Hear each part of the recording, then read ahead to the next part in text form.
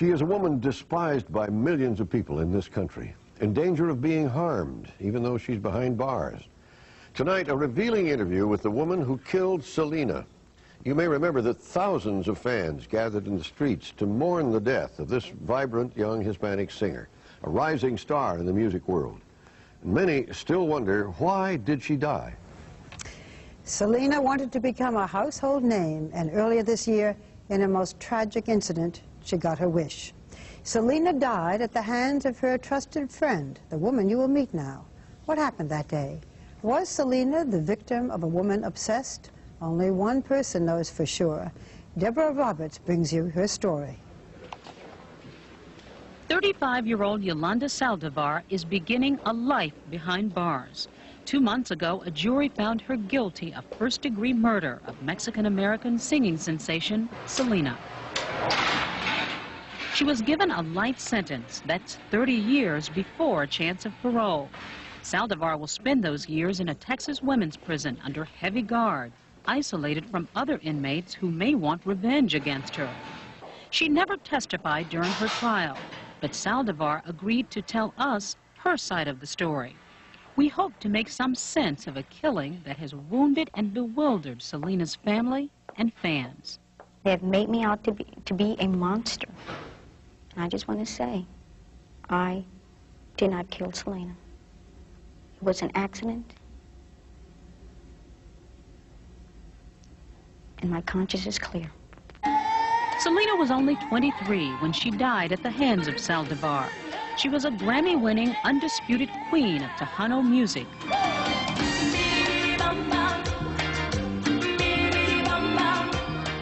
A lively mix of European sounds and Mexican salsa that was rapidly crossing into the mainstream because of Selena's popularity. The spirited young singer began her career as a child, performing in the family band formed by her father, himself a singer in his youth. Selena's flashy style and powerful vocals lifted her family out of poverty. In the last year of her life, she was a millionaire who was on the verge of a crossover career. And Yolanda Saldivar thought so too. She sought out Selena in 1991 in the family's hometown of Corpus Christi, offering to form a fan club. Soon, she was always at the singer's side, even quitting her nursing job to work full-time for Selena and run her new boutique business. She was like a cuddling bear, teddy bear, that she would allow you to love her. I told her that I loved her like a daughter. And she goes, you know, I give you that right. She would call me Mom on the phone. She called you Mom? Yeah, she says, hi Mom, how you doing? Selena's parents questioned whether their daughter called Saldivar Mom, but says she was close to the family until early this year. That's when Abraham Quintanilla, Selena's father and business manager, says he discovered forged checks and other evidence that Saldivar was embezzling money from both the fan club and the boutiques. In March, both he and Selena confronted Saldivar. My last words with her was that I was going to go to the police to see what we could do, you know, to charge her with something. She was stealing money. And this triggered the woman. That day, March 9th, he says Saldivar left town with Selena's business records. 4 days later, she bought a gun. On March 31st, Saldivar returned to Corpus Christi and asked Selena to meet her at the Days Inn motel.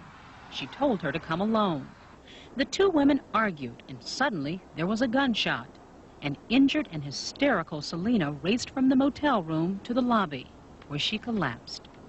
And that shot caused Selena to bleed to death. As she was running toward the lobby, she just bled to death.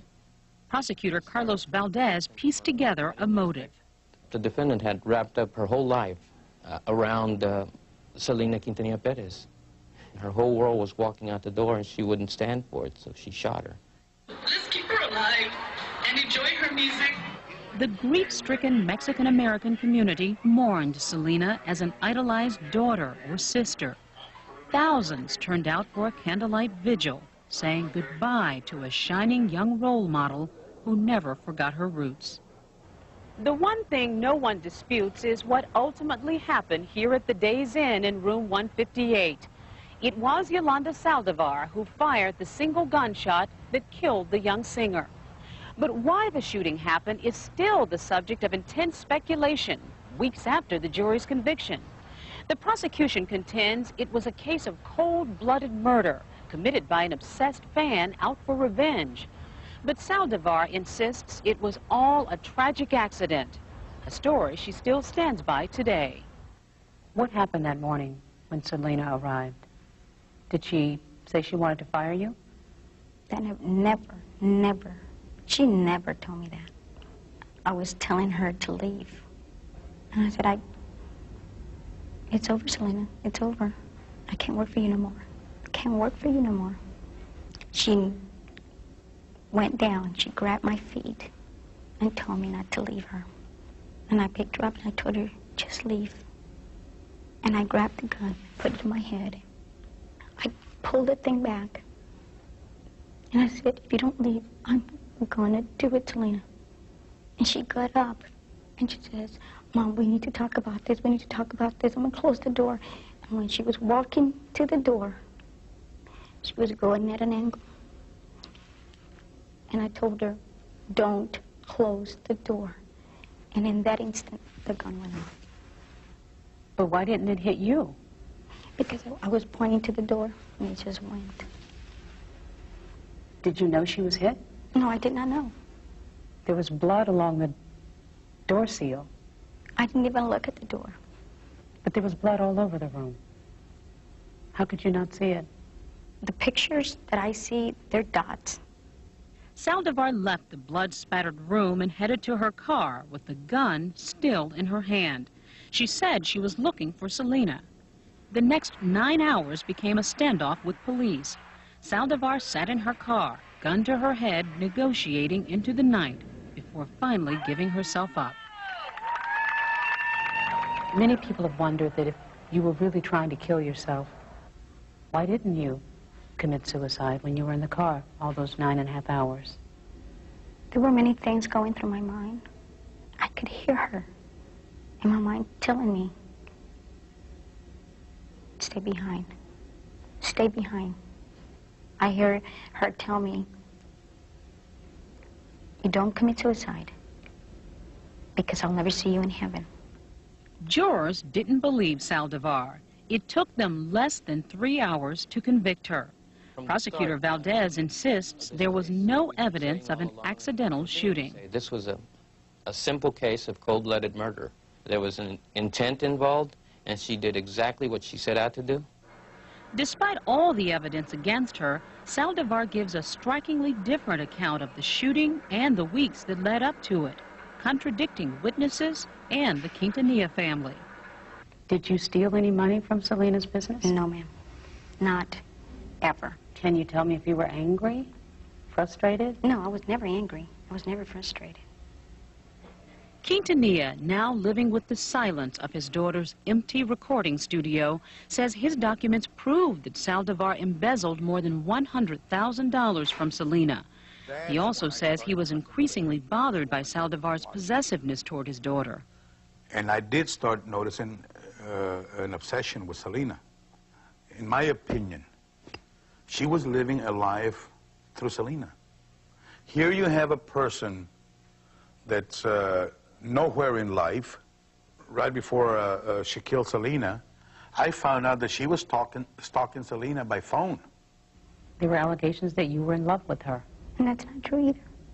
And if people think that Selena and I had a lesbian relationship, you're not a fan of Selena. Why did you decide you needed a gun? It was after threats had been made against my life. Who threatened you? Her father.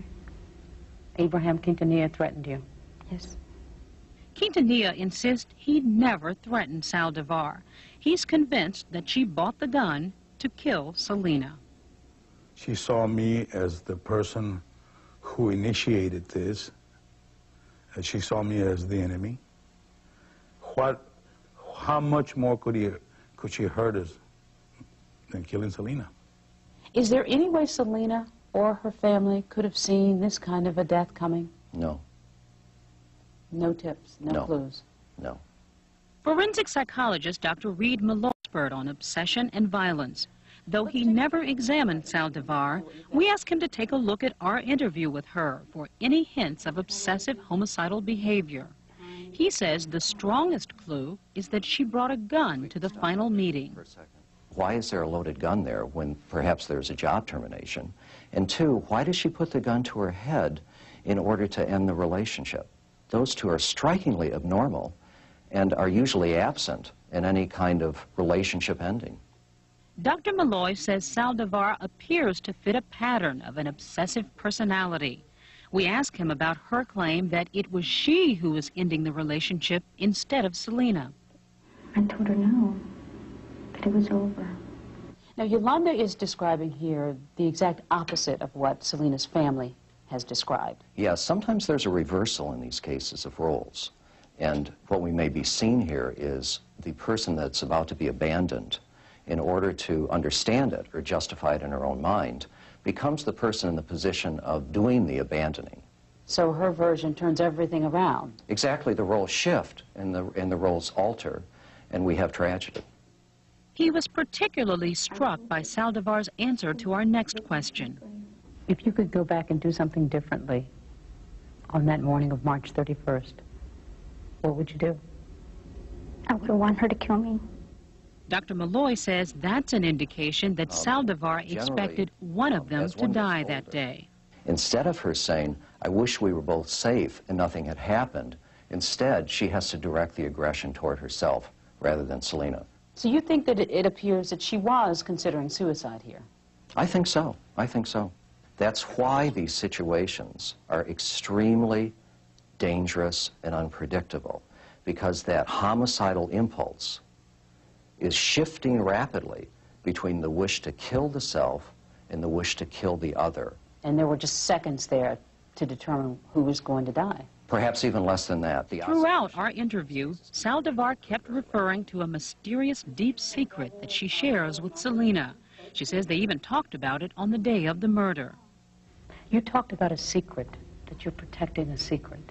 That's true. What secret? I can't indulge that at this point because my case is in appeal.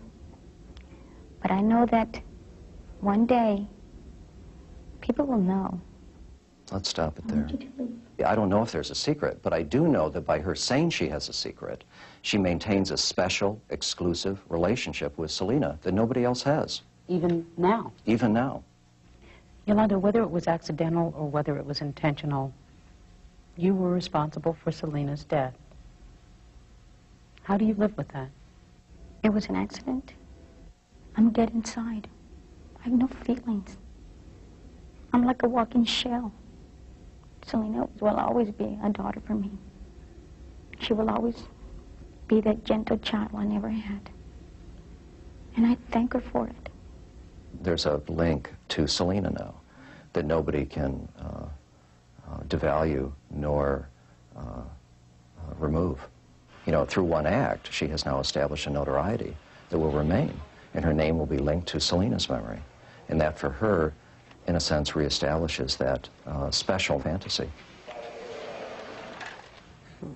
Deborah, Yolanda Saldivar is in prison for 30 years without parole, right? Right. But she said that she wants her case to come up for appeal. Is that going to happen? Well, her lawyers are trying for an appeal. They're also trying for a new trial. They have a hearing scheduled this month at which they'll argue that parts of the trial were handled improperly, and they'll also argue that police ignored her comments that the shooting was an accident and that they deliberately left it out of her confession.